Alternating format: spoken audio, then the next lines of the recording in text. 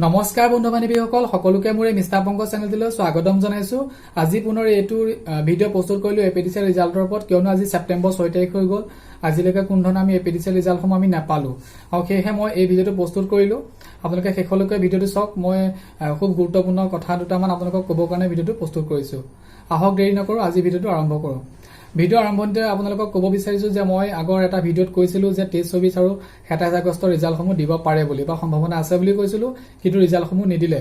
ইয়াৰ প্ৰধান কাৰণ হ'ল যে যেহেতু আমাৰ এই ৰিজাল্টৰ প্ৰক্ৰিয়াটোত হাইকোৰ্ট জড়িত আছিলে, সেয়েহে আমাৰ এপিডিচিএল তৰফৰ পৰা তেওঁলোকে অফিচিয়েলি যিসমূহ কাম কৰিব লাগে সম্পূৰ্ণ তেওঁলোকে কাম কৰাৰ পিছতো ৰিজাল্টসমূহ তেওঁলোকে প্ৰকাশ কৰিব নোৱাৰিলে, আৰু সেইসমূহ আকৌ ইভালুৱেশ্যন কৰিবৰ কাৰণে আমাক গুৱাহাটী ইউনিভাৰ্চিটিক দায়িত্ব দিলে।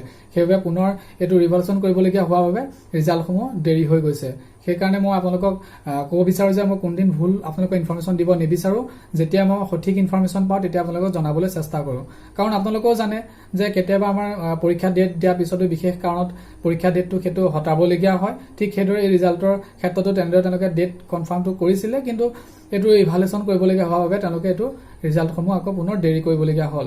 কিন্তু এটা কথাই মই ক'ব বিচাৰো যে অসম চৰকাৰে মিছা প্ৰতিশ্ৰুতি দিয়া নাই, আৰু 2-এদিন দেৰি হ'ব পাৰে, কিন্তু ৰিজাল্টসমূহ তেওঁলোকে নিশ্চয় প্ৰকাশ কৰিব। সেইটো আমাৰ শক্তিমন্ত্ৰী ডাঙৰীয়া অলপ দিনৰ আগতে তেওঁ আমাৰ সংবাদ মাধ্যমৰ আগত তেখেতে দাঙি ধৰিছিলে। আৰু দ্বিতীয়তে মই আপোনালোকক ক'ব বিচাৰো যে অনাগত দিনত এতিয়া বিভিন্ন ধৰণৰ পোষ্ট ওলাইছে, আৰু সেইসমূহত আপোনালোকে এপ্লাই কৰিব পাৰিব, আৰু 2-এদিনৰ পিছত এডভাৰটাইজ আহিব, আৰু সেইকাৰণে আপোনালোকে অধ্যয়ন কৰাত আপোনালোকে গুৰুত্ব দিয়ক। এনেদৰে আপোনালোকে সদায় ইউটিউবত ভিডিঅ' চাই থকা মই নিবিচাৰো, কিয়নো আপোনালোকে ভিডিঅ' সদায় চাই থাকে যে এপিডিসি ৰিজাল্ট কেতিয়া দিব, তাক লৈ আপোনালোকে 5-6 মিনিট আপোনালোকৰ সময় নষ্ট হৈ যায়। সেই মূল্যৱান সময়সমূহ যাতে আপোনালোকৰ নষ্ট নহয়, সেইবাবে আপোনালোকক মই ক'ব বিচাৰিছো যে মই ডেছক্ৰিপশ্যনত এটা লিংক দি দিছো, অফিচিয়েল লিংকটো এপিডিচিএলৰ।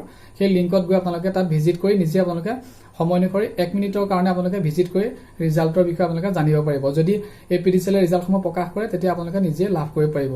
সেয়ে মই আপোনালোকক ক'ব বিচাৰো যে এনেদৰে সদায় ভিডিঅ' চাই থকাতকৈ আপোনালোকে যদি নিজে ভিজিট কৰি থাকে ৱেবছাইটত, তেতিয়া আপোনালোকে নিশ্চয় গম পাব।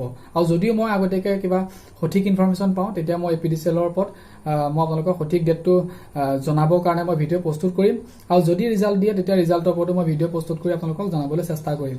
কিন্তু মই কেতিয়াও এনেদৰে ভুল ইনফৰমেশ্যন দিবৰ কাৰণে সদায় বা ভিউৱাৰ্ছ পাবৰ কাৰণে মই এনেদৰে ভিডিঅ' প্ৰস্তুত কৰি নাথাকো। আপোনালোকে নিশ্চয় বুজি পাইছে। যদি প্লিজ চাই ভিডিঅ'টো ভাল পাইছে তেনেহ'লে প্লিজ এটা লাইক কৰি দিব, আৰু যিসকলে নতুনকৈ চাই আছে তেওঁলোকে প্লিজ চেনেলটো ছাবস্ক্ৰাইব কৰি দিব। আজিলৈ ধন্যবাদ। জয় অসম।